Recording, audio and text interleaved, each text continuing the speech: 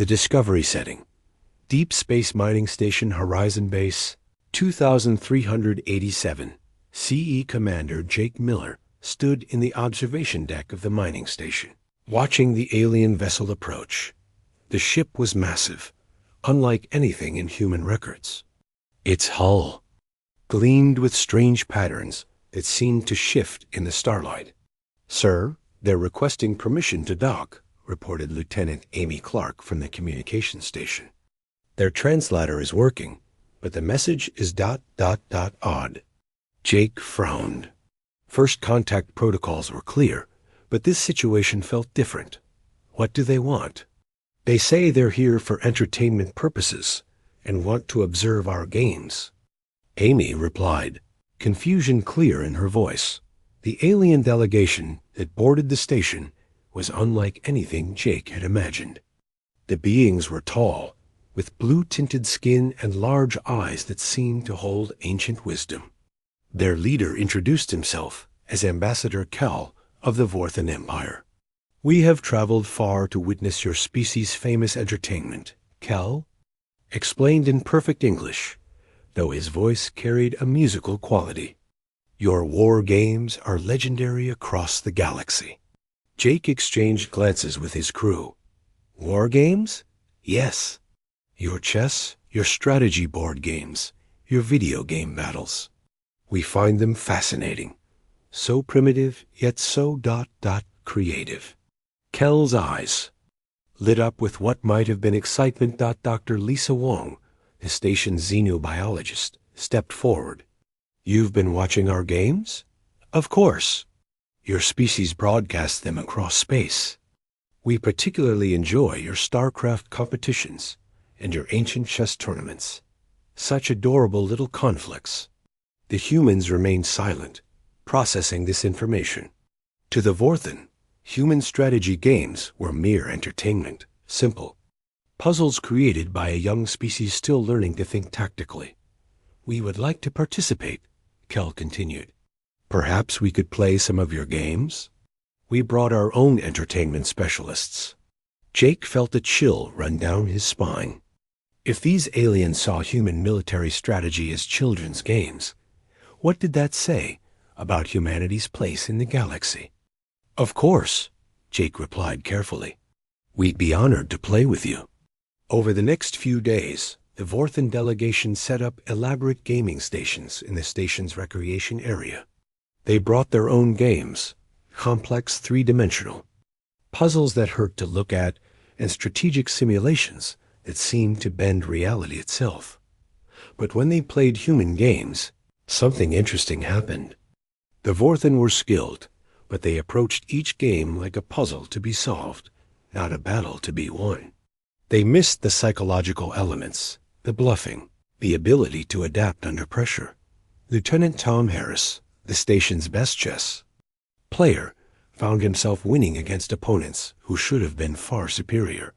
"They're thinking too much," he told Jake privately. "They see every move as part of a mathematical solution, but they don't understand the human element." Jake watched the games with growing interest.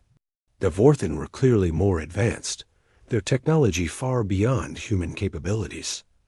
But in the realm of strategy, something was different. "They've never had to fight for survival," Dr. Wong observed. "Their empire is so vast, so established, that they've forgotten what it means to struggle." The revelation came during a simulation of an ancient Earth battle. The Vorthan commander made tactically perfect moves, but when Tom introduced an unexpected sacrifice, trading valuable pieces for a strategic advantage, the alien became confused.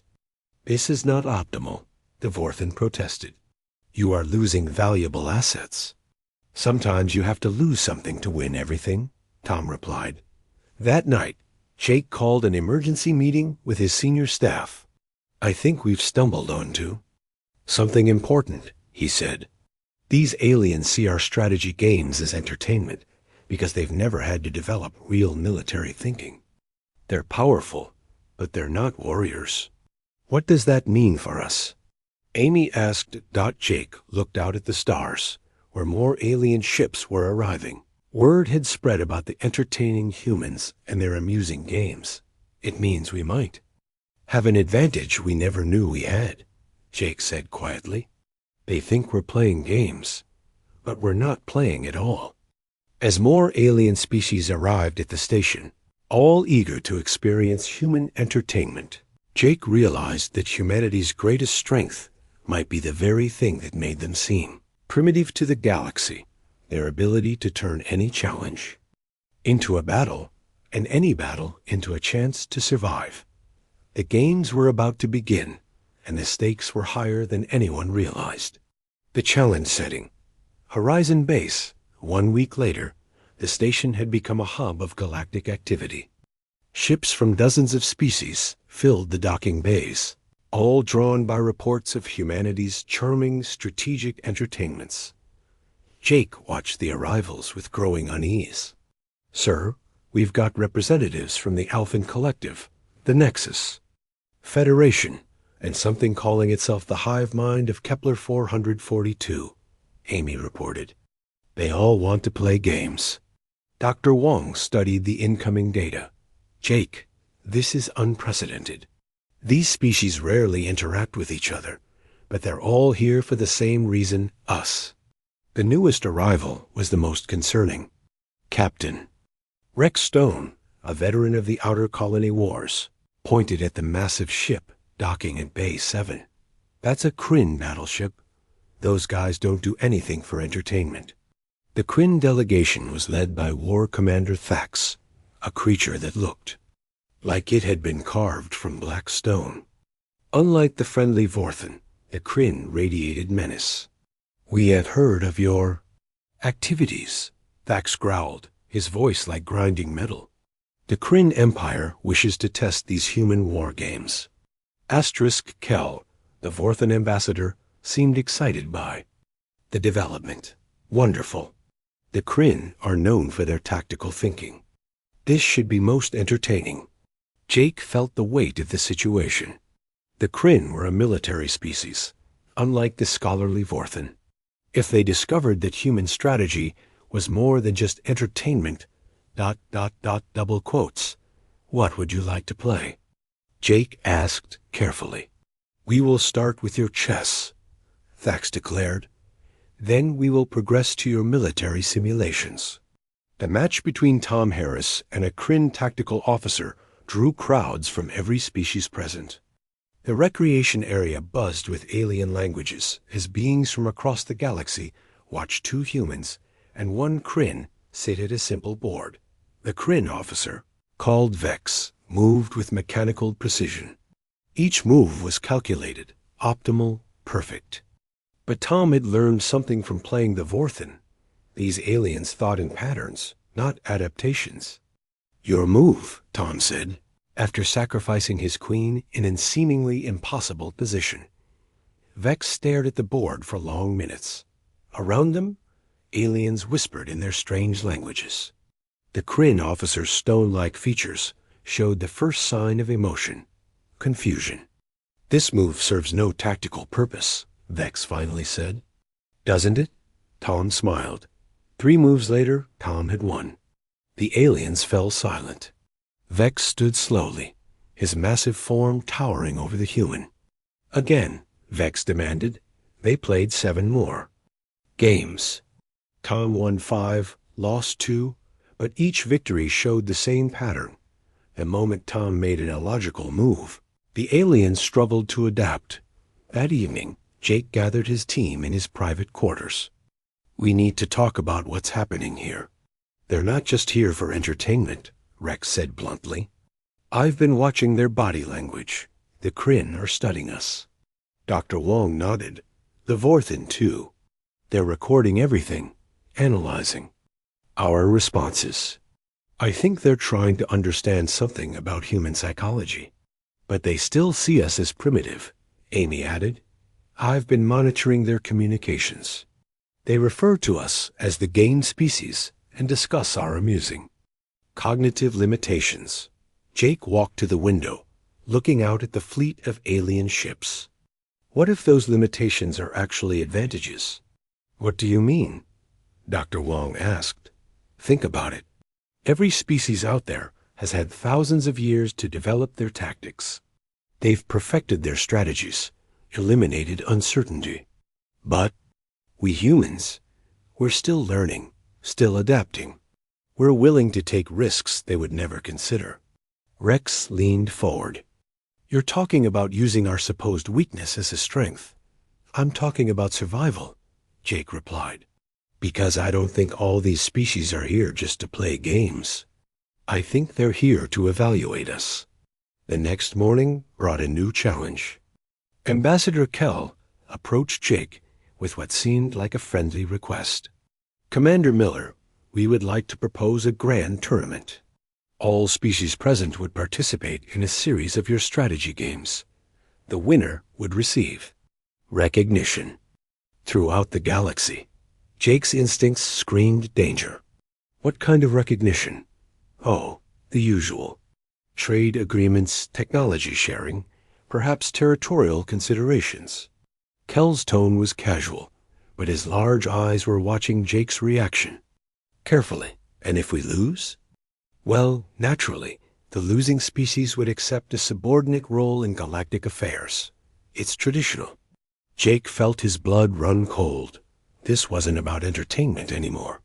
This was about humanity's place in the galaxy, and the games were about to become deadly serious. We accept, Jake said, knowing he had no choice. The tournament would begin in 3 days, and humanity's future hung in the balance. Asterisk, the tournament begins setting. Horizon base, tournament day. The station's main hangar had been transformed into a massive arena. Alien technology created floating platforms where different species could compete simultaneously. Thousands of beings from across the galaxy watched through holographic displays. As the tournament began, Jake stood with his team in the human section, watching the opening ceremony. Representatives from 12 different species had gathered, each believing they were about to demonstrate their superiority in primitive human. Games. Ladies, gentlemen, and honored beings, announced the tournament coordinator, a floating crystalline entity called the Arbiter. Welcome to the Grand Strategic Tournament. Today we celebrate the amusing tactical entertainments of the human species. The crowd of aliens made sounds that might have been laughter. Jake clenched his fists, but kept his expression neutral. The format is simple, the Arbiter continued. Each species will compete in 3 phases: individual strategy games, team-based, simulations, and finally, the Grand Campaign, a massive strategic simulation involving all participants. The first phase began with chess matches. Tom Harris represented humanity against 11 alien champions. The watching crowd seemed relaxed, expecting to see their champions easily defeat the primitive humans. But something unexpected happened. Tom's first opponent, a mantis-like creature from the insectoid collective, played with perfect mathematical precision. Every move was calculated to maximize advantage. But when Tom made his signature, a logical sacrifice, the alien froze. This move creates no tactical benefit, the creature chittered through its translator. Sometimes the best move is the one your opponent doesn't expect, Tom replied. The match ended with Tom's victory, but the alien crowd was no longer laughing. Whispers filled the hangar as beings who had traveled light years to watch human entertainment realized something was wrong. Dr. Wong, monitoring alien communications, leaned close to Jake. They're confused. Their analysis shows Tom's moves were mathematically inferior, but he's winning. The pattern continued through the individual matches.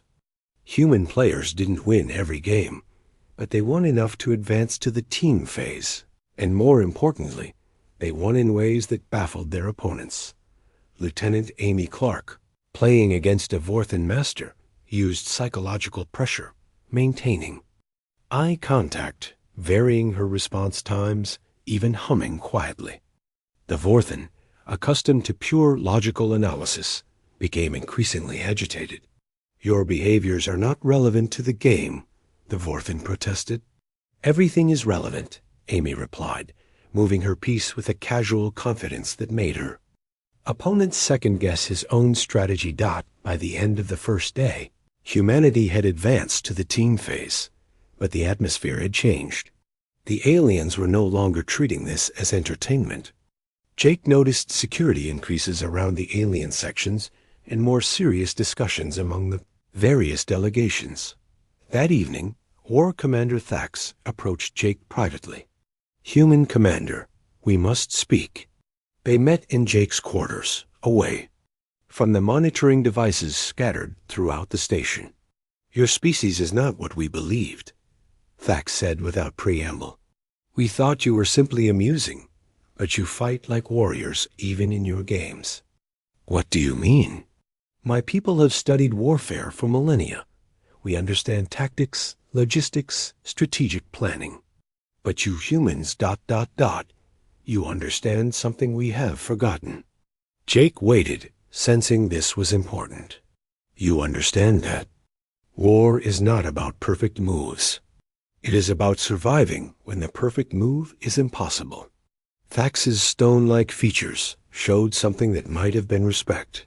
"My officer Vex has been studying your chess games. He says you win not because you make the best moves, but because you make moves that force your opponent to think differently." "Is that bad?" "It is dangerous. The galaxy has been peaceful for thousands of years because we all think alike. We are predictable, logical, safe. But you humans... double quotes. Thax paused. "You are chaos."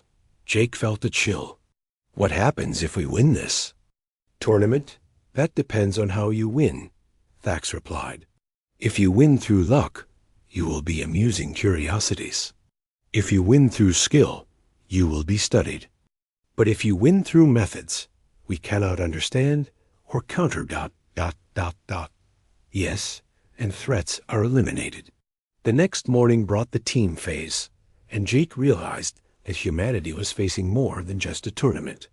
They were facing a test of their right to exist as equals in the galaxy. The team challenges were more complex. Large-scale battle simulations involving multiple players working together. But as Jake watched his people prepare, he noticed something the aliens had missed. Humans didn't just play games. They played with each other, reading emotions, adapting to personalities, using intuition and instinct in ways that pure logic couldn't counter.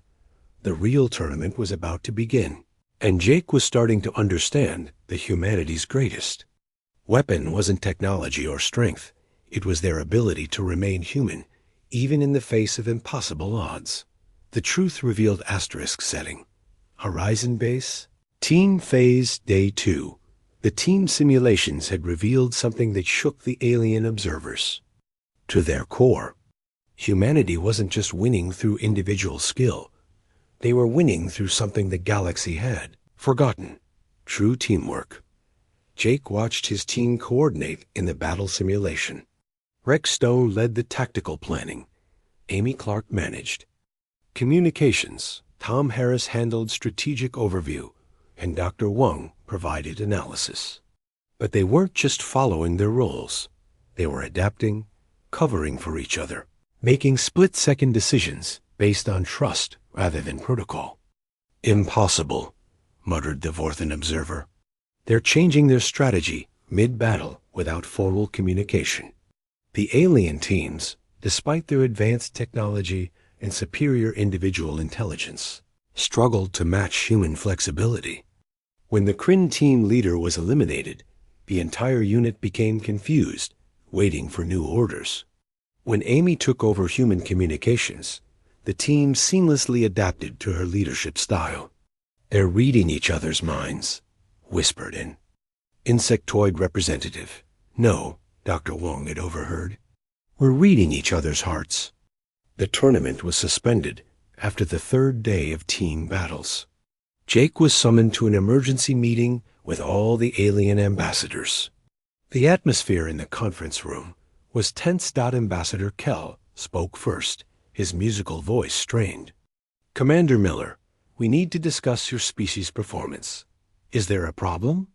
Jake asked, though he already knew the answer. The problem, War Commander Thax said bluntly, is that you're not playing games.